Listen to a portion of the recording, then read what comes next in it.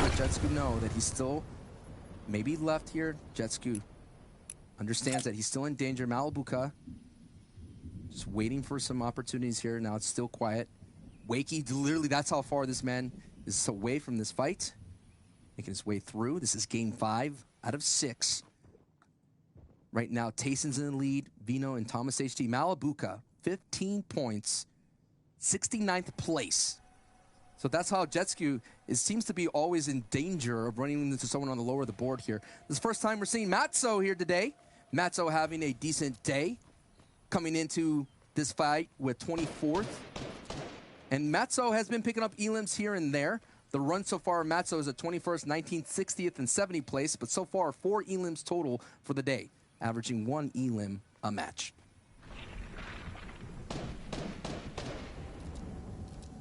Let's put things into perspective for a 6-game type of format. I would say the first 4 games are like one movie you're looking at for all these players.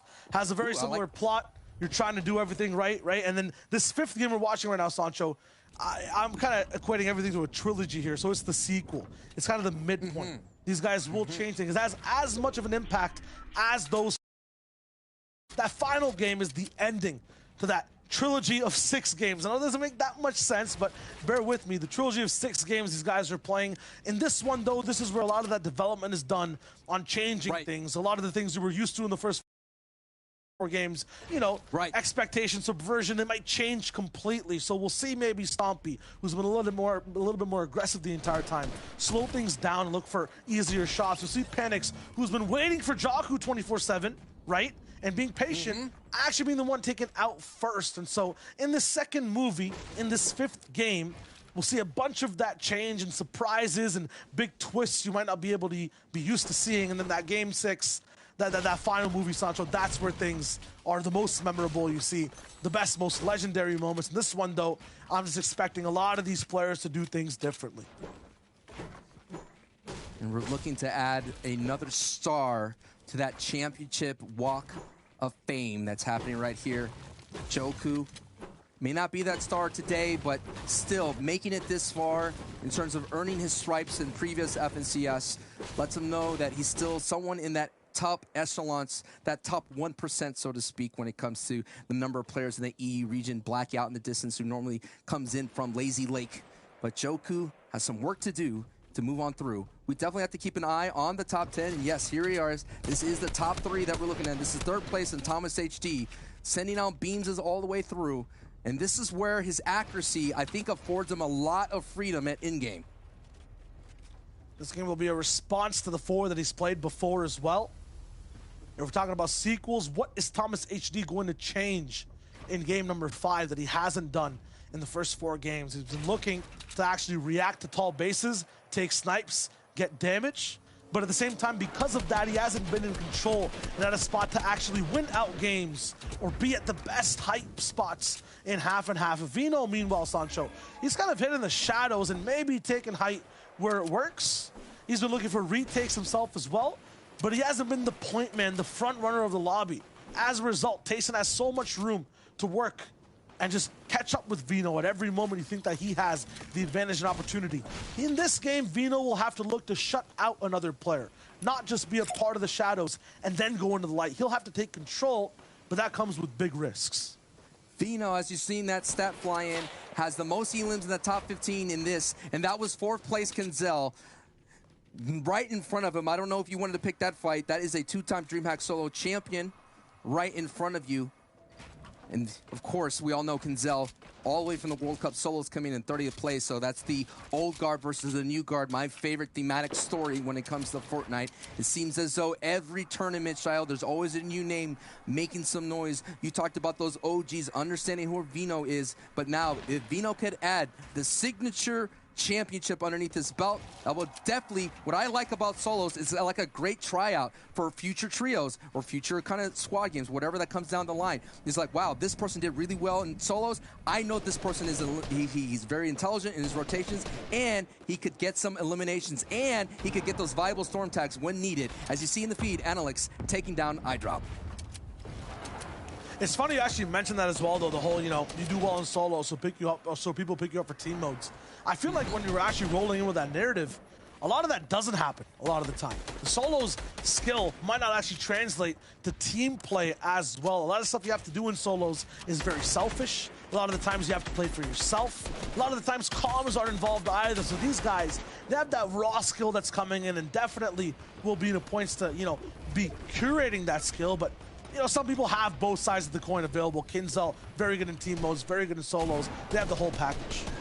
I think in Vino's case, finishing 20th place in Season 5 of Chapter 2 would kind of pair that to that. You know, that would be the complementary factor to answer it. Yes, he does decently well, and here is a nice graphic explorer with Storm Surge here. Ooh. It's going to deal 25 damage, and it's at the same time, it's going to give a kind of a big target or bullseye on your back, understanding that you're going to have some pressure from above here. As you see in the breakdown of 70, 50, 30 players all ending on the respective storm circles here, and we will do our best to keep you up to tight of what's going down when it comes to Storm Surge. And is usually you'll see the lot of action, or as you like to call the spinning tops, collide when that is revealed, and that's what Vidil has to deal with. I'm going to wait for a second. Nope, that man is one above and is in danger. He has to look for shots, and that was a lot of numbers and words on your screen. It's very easy to say the what. To truly learn, you have to understand there's builds, there's passivity in the game. You want to make sure people are getting aggressive. You want to make sure it's not just boxes all the way around. Servers can handle things too, so that Storm Surge has to be there. It forces Vidil to make smart, aggressive decisions, and it gives us gameplay just like this. He takes one tag, but at the same time takes Kiriachi out, will be 95 damage above, and that's the why right there. You get the fights you like to see across the Fortnite map. Storm Surge allows for people to do that. Allows them to use their brains for certain strategies on how to get damage. It's a huge portion of the game. It's not always on your screen like the health bars you see right down below, the 97 and 100 on Thomas HD, but that 66 above on the right side, I would say is even more important than all the shield and health you can have in the world. And he does not have a sniper. This is where he likes to be. This is very comfortable. Alongside with his trio mates of Anas and Flick, they kind of put up on these ridge mountain types as Ardit picks up Paco right there. But yeah, they like to sit up in these ridges. Let's take a look at the replay on how Ardit picked up Paco there, sitting on a stair right above, uses the attack as you're seeing is so aggressive against builds, especially wood ones, and it was that dangerous 50-50. But now Ardit has a little bit of lobby focus in Kaiser, and I believe that is, I'm not quite sure who's up there. Yes, that is Blackie, who we saw a little bit earlier in the game. Yeah, for that fight right there with Ardit, every box fight is basically about patterns in time and space. So when you're trying to break down a ramp, it takes time to basically, you know, switch to your pickaxe and break that ramp, get an advantage. Because of that time, you'll see opponents move a different way in space right there. When Ardit was actually rolling in, he defied the normal time. Instead of taking out his pickaxe, he just shot that ramp completely. Because of the faster time, his opponent was misplaced in space, and as a result, he gets the elimination. It sounds kind of complicated, but basically, when you move faster in general, you find yourself surprising your opponent. When you go for risks like, you know, using a bullet to shoot out a ramp, not having that bullet ready for your opponent, you could trick them up and then hit a harder shot. Ardit doing really well there at playing the mind game inside the box fight. Now we'll go into the mastermind Tayson so far, who's been so good at getting out of every max zone, at playing Surge well, at manipulating time and space. Ardit going down, but, you know, this time Tayson is still alive. We'll see exactly what he does in game number 5.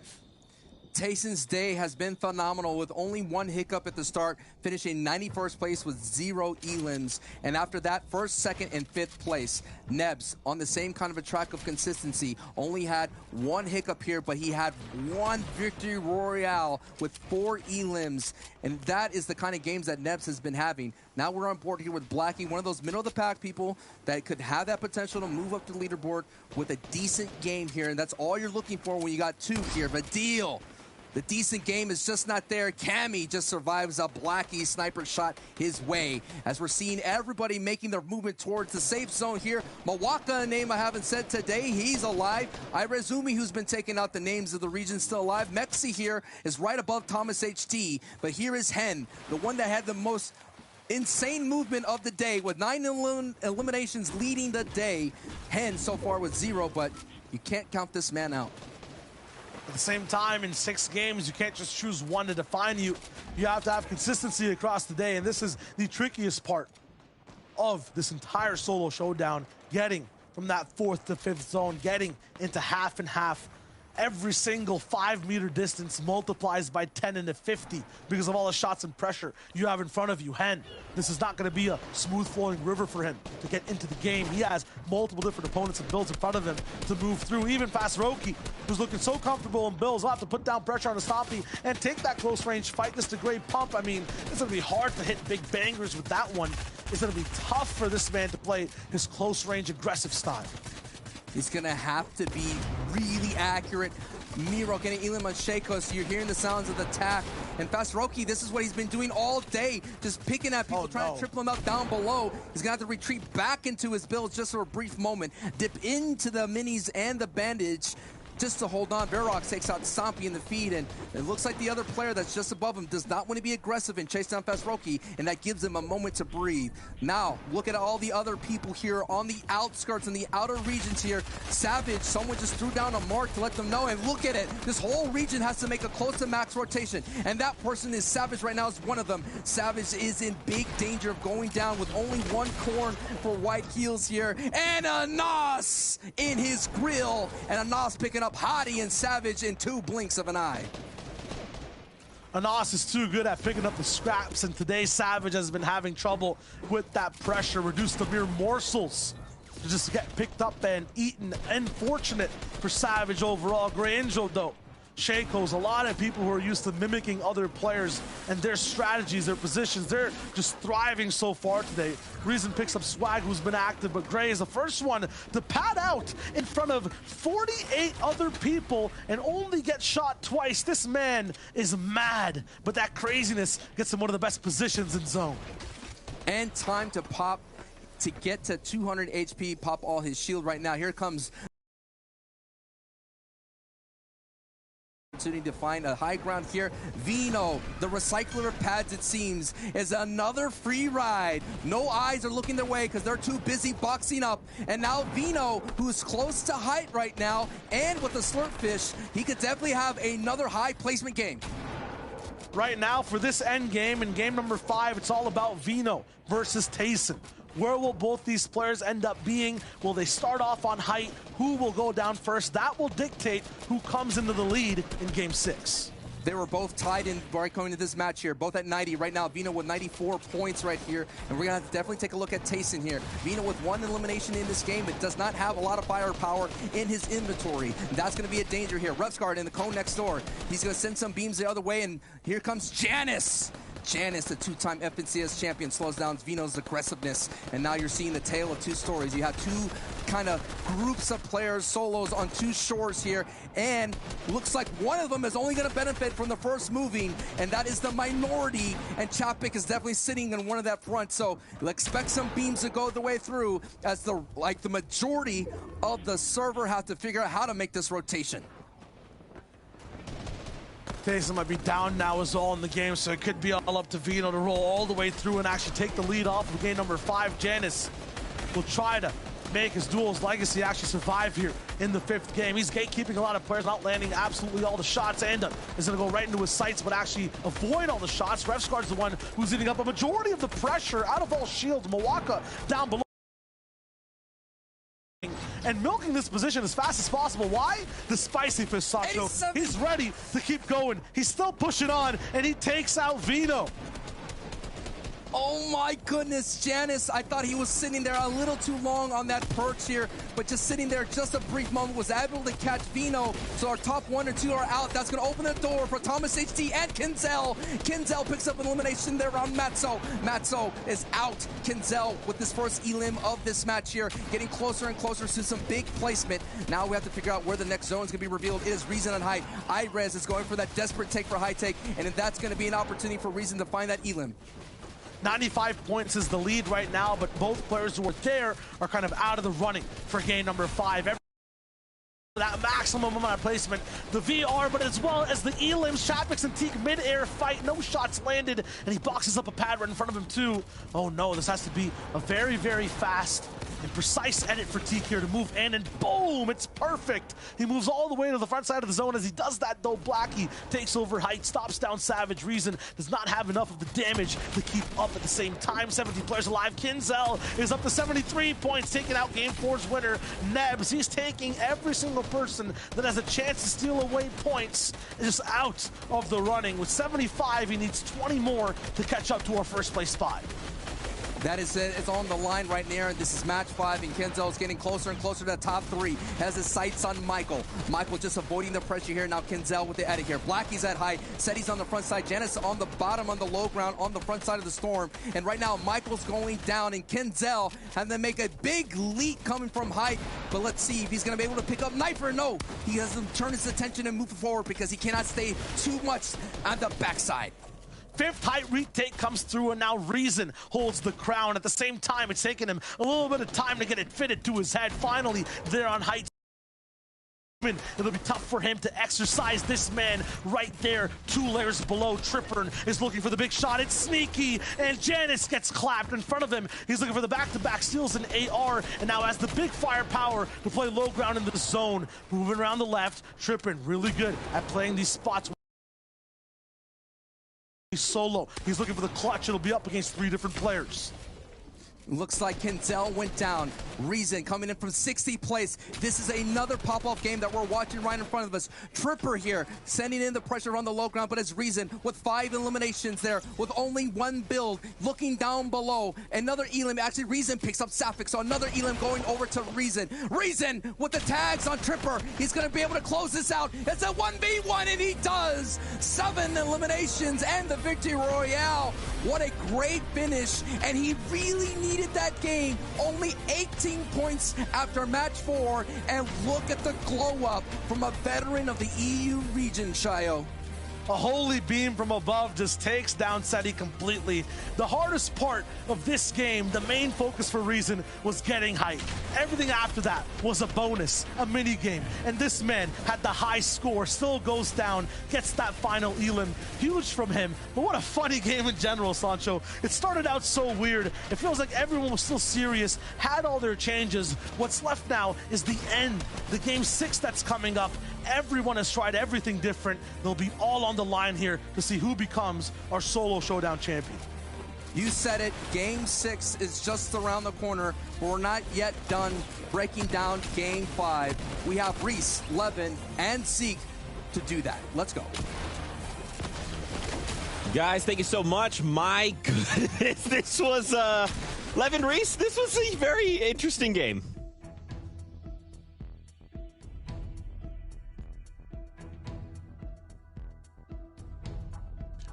Yeah, the game was an interesting one. It was, look, we had a lot of action, and I think it's the story of solos where you just have non-stop action here and there. You have these players cycling in and out like we sort of established earlier. I think the big thing for me when watching that, seeing Reason actually put in a performance, is Reason's that sort of player where you do expect him to have games like this. I think coming into this tournament, for me at least, you know, I said Tayson was my favorite. If I was to pick a second, it would have been Reason. I genuinely expected Reason to hit the ground running, come in and put in a mad performance. That will push him into contention. Look at him there. Before this game, I believe he might have been in like 60th. So that game alone has pushed him into the top 10, which is crazy because now this final game is massive, Reach, right? We have Vino who's overtaken. He's in first place now. Tayson, you know, closely behind. Kinzel's really good game. That game pushes him into contention as well. You know, decision he wants to take in this final game. Whoever has a big, you know, sort of top 7-ish players has the chance to just really steal the whole show.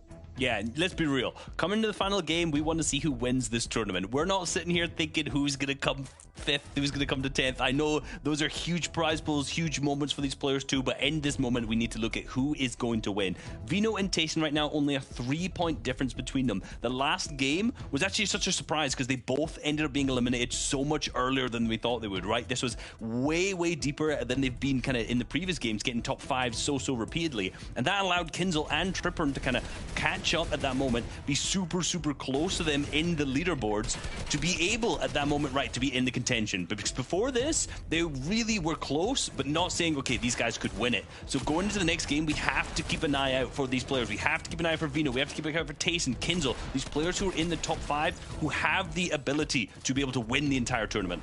Well, I think now, right, the big thing coming into this last game is that it is sort of a three-horse race between those three players, Kinzel, Tayson, and Vino. It's going to be one of those that sort of pushes to take that first place slot. But the thing that has me a bit jaded, Reese, is we just saw Reason come from 60th place into the top 10. He's in 7th. Do you know what I mean? Really and truly, a big game from anybody across the lobby could push you into massive increases in pricing, right? It can push you into that top 10. And so it's just going to be about watching who steps up in this final game, who has the ice in their veins, who has the ability to pop off the way we just saw Reason do. It's going to be an interesting one. I don't envy the casters here trying to follow all the action that's about to take place. But sure. Yeah, if Reason could do a back-to-back victory royale, that could be very, very close to a first.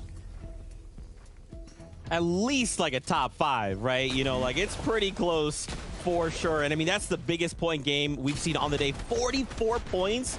I mean, look, Fortnite, if Fortnite taught me anything, it's anything is literally possible. We could see a 45-point game in this next game, but this is what's at stake here, boys. First place, $150,000. But take a look, even just coming in top 10, that in itself is still quite the achievement. Look at this prize money across the board. So my eyesight is definitely on top 10, but you guys are right. I want to see who walks away first. Zeke, if things were to have ended, right, just here, Reason would have had 4,000. Going into that last game, Reason would have been finishing in 60th, what? Exactly. 4,000. That game alone would have given him, what, 50K? Like, what are we doing here? Like, really, I shouldn't be on the battle bus trying to get into the game. Like, one big pop-off. Like, look, I'm not the best player, but I'll do all I can to get the one big pop-off to move up in pricing, do you know what I mean? And I think anybody else in the game should be looking at that and looking at that potential, like, look, I might be in 50th right now. I'm not out of it. I can still make loads and loads of money here. So, this last game is pivotal to a lot of people's tournaments. Yeah, it's pivotal for those players who are down on the leaderboard, but let's be real. The championship, the big 150,000